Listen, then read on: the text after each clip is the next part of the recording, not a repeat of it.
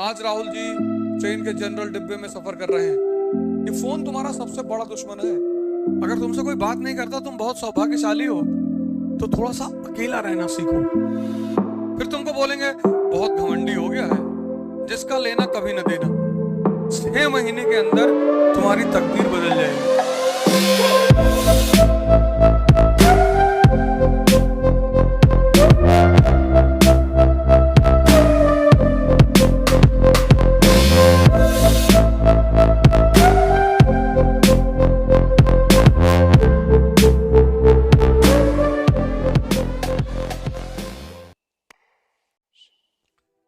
ये एक ऐसा शब्द है, ये जो आदमी को भगवान बनाने की क्षमता रखता है। तुम देखो, जो लोग तपस्वी हैं, साधना करते हैं, वो हमेशा एकांत खोजते हैं। और अगर दुनिया में नहीं मिला तो पहाड़ों में चले गए, जंगल में चले गए। ये हर आदमी के लिए है ही नहीं है। ये चीज हर आदमी के लिए है ही नहीं। कुछ लोग तुम देखो मंदिर में बात करेंगे, बैठ के पूजा चल रही बात करेंगे, मस्जिद में बात करेंगे, क्लास में बतियाते रहेंगे। वो बिना बात किए रह ही नहीं सकते। वो उनकी प्रॉब्लम नहीं है, इसकी प्रॉब्लम है। वो कहता कहां कंसंट्रेट हो रहे हो, तुमको तो भीख मांगना है, तुम क्या कर रहे हो ये सब।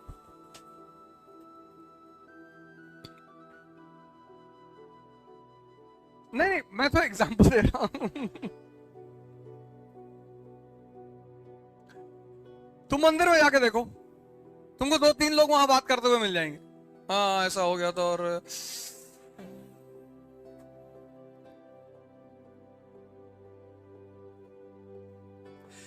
ये सब आदमी के लिए है ही नहीं।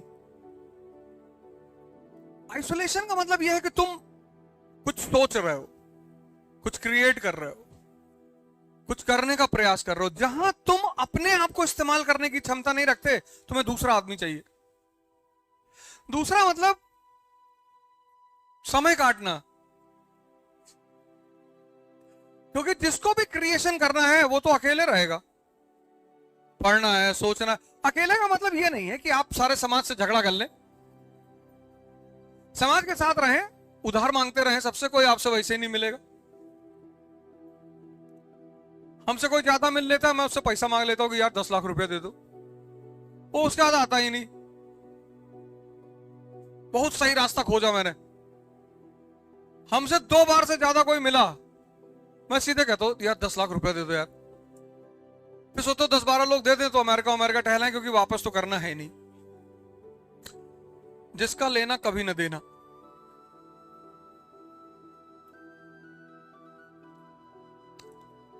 लाइव चल रहा है इसलिए कह रहे हैं, क्योंकि हमारे दोस्त लोग ज्यादा सुनते हैं बैठ के,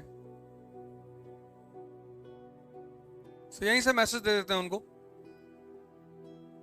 फर्जी चले आए, फर्जी। संडे था, सोचे चले ताश खेलेंगे। फिर तुमको बोलेंगे बहुत घमंडी हो गया है, किसी से मिलता नहीं। क्यों मिले? इसलिए तो प्रोटोकॉल बनाया गया राजा के लिए कि राजा जिससे चाहेगा उससे मिलेगा, तब राजा से नहीं मिलेंगे। अब यही तुम्हें इस शहर के एसपी और डीएम से दरवाजा खोल दिया है, इनकी इज्जत ही खत्म हो जाए, इसीलिए प्रोटोकॉल बनाया गया है।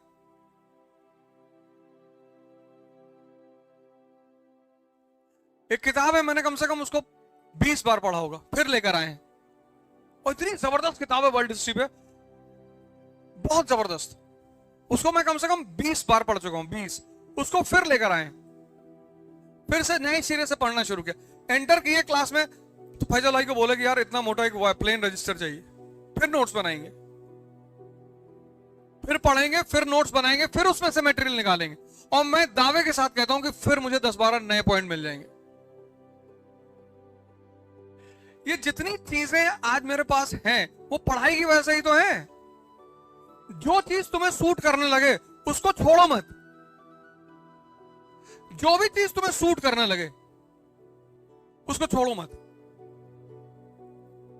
अमेरिका को आइसोलेशन कितने साल का मिला?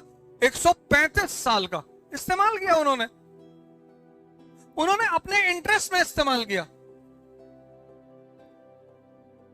इंडिया को 1 साल का आइसोलेशन नहीं मिला। 1947 में इंडिया पैदा हुआ, 48 में पहला वॉर, 62 दूसरा वॉर, 65 तीसरा वॉर, 71 चौथा वॉर, और प्रॉक्सी वॉर चल रहा है। तब भी इंडिया आज दुनिया में इकोनॉमिक और पॉलिटिकल पावर है। अमेरिका को सबसे पहली चीज जो मिली, आइसोलेशन मिली। कितने साल की? अगर तुमसे कोई बात नहीं करता, तुम बहुत सौभाग्यशाली हो।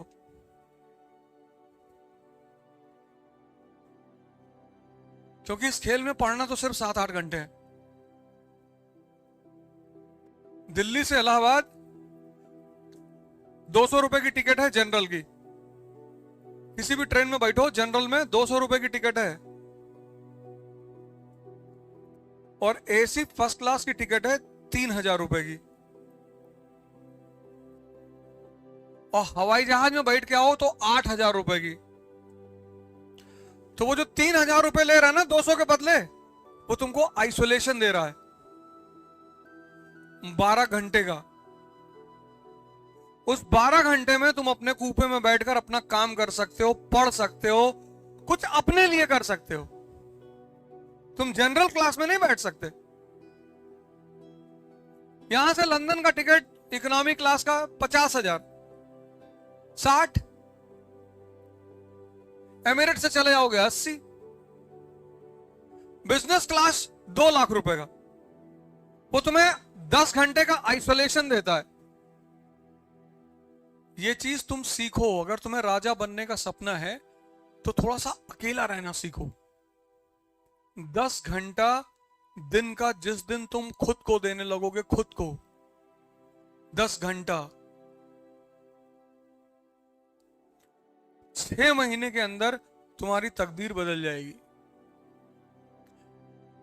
तुम देखो, मैं क्लास लेता हूं कहीं भी, मैं अपना फोन अपने पास नहीं रखता। और अगर मैं फोन रखना शुरू कर दूं भाई साहब, तो क्लास हो ही ना पाए। मैं वॉक करने आता हूं, फोन लेके नहीं आता। फैजल भाई से पूछो। मैं पढ़ाऊंगा, ये फोन तुम्हारा सबसे बड़ा दुश्मन है। इसने तुमको इतना डिस्ट्रैक्शन दे दिया, इतना, और तुमको उस बात का एहसास नहीं हो रहा। कभी बहुत इमरजेंसी आ गई, मैंने फोन अंदर रख लिया, वरना मैं इतने दिन से मैं यहां पढ़ाने आता हूं, तुमने कभी नहीं देखा होगा कि मेरा फोन मेरे साथ रहा हो। क्लास में हूं तब तक फोन बाहर रहेगा।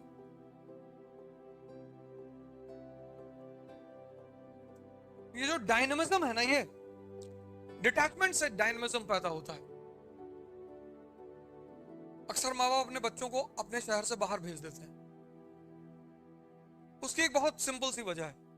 तुम्हारा जो शहर है, जहां तुम पले बड़े हो, पैदा हुए हो, वहां 3 लोग हैं। एक तुम्हारे पड़ोसी, एक रिश्तेदार, एक दोस्त। अब वो बहुत जरूरी है लाइफ में। भाई मेरे फादर की तबीयत खराब हो गई थी, तो तुरंत मेरे जितने दोस्त शहर में मौजूद हैं सब मेरे घर पहुंच गए। तो उनके घर में कोई बात होगी तो मैं नहीं जाऊंगा, जाना ही पड़ेगा। इसलिए माँ बाप क्या करते हैं कि तुम्हें शहर से बाहर भेज देते हैं। शहर से बाहर भेजने का सबसे बड़ा उद्देश्य यही होता है कि तुम्हारा जो सोशल अटैचमेंट है वो खत्म हो जाए। तुम मान लो मैनपुरी के रहने वाले हो, कानपुर में रह के पढ़ रहे हो, तो तुम्हारा समाज तो मैनपुरी में है ना। यहां तुम भेजे गए हो पढ़ने के लिए, यहां तुम्हारा समाज ये क्लास ही है। इस क्लास से बाहर अगर तुम समाज बनाए तो तुम गए।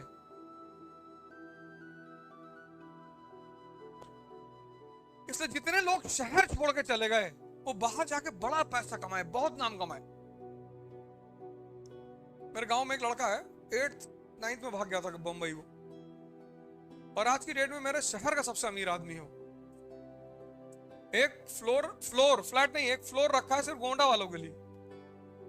एक गाड़ी, एक ड्राइवर मुंबई में, कि गोंडा के लोग आए तो भैया इनको घुमाओ, समंदर वंदर दिखाओ ले आके,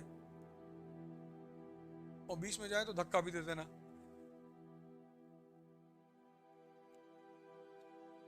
इतना पैसा कमाया उसने, क्योंकि वहां कोई देखने वाला नहीं। जैसे तुम्हारा घर यही कानपुर में है, शारदा नगर के रहने वाले, अब यहां तुम ठेला नहीं लगा पाओगे। यहां तुम मजदूरी नहीं कर पाओगे, यहां सब तुम्हें देखने वाले हैं।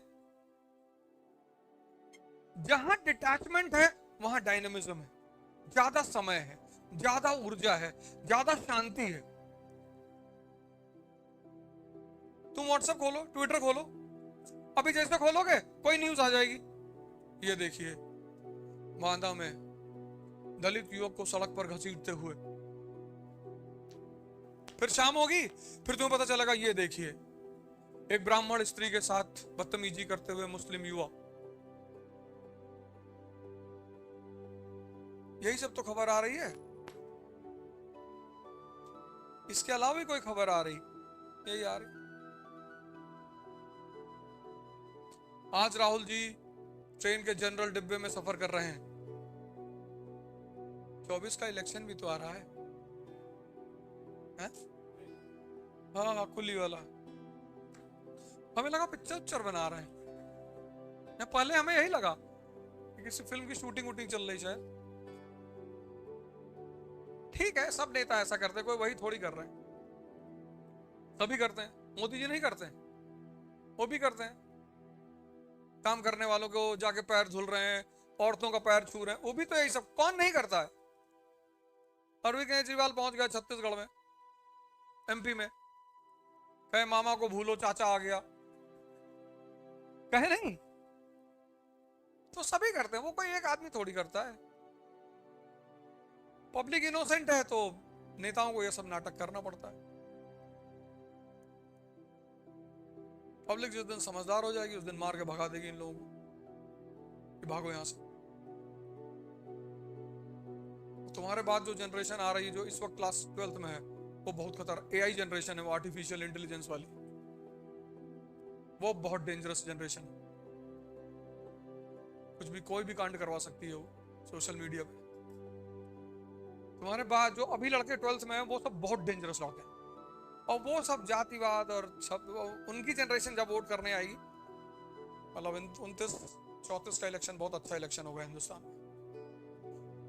शानदार लड़के हैं, पढ़े लिखे सब, दिन भर लैपटॉप पे बैठे हुए, उनकी दुनिया ही अलग है। इंग्लिश, जर्मन, फ्रेंच, पबजी खेल के चल जर्मनी में फेयर कर रहे हैं। इंडिया में स्कोप ही नहीं छोड़े कि यहां मतलब ही नहीं, सब अलग रायता फैलाए हुए हैं।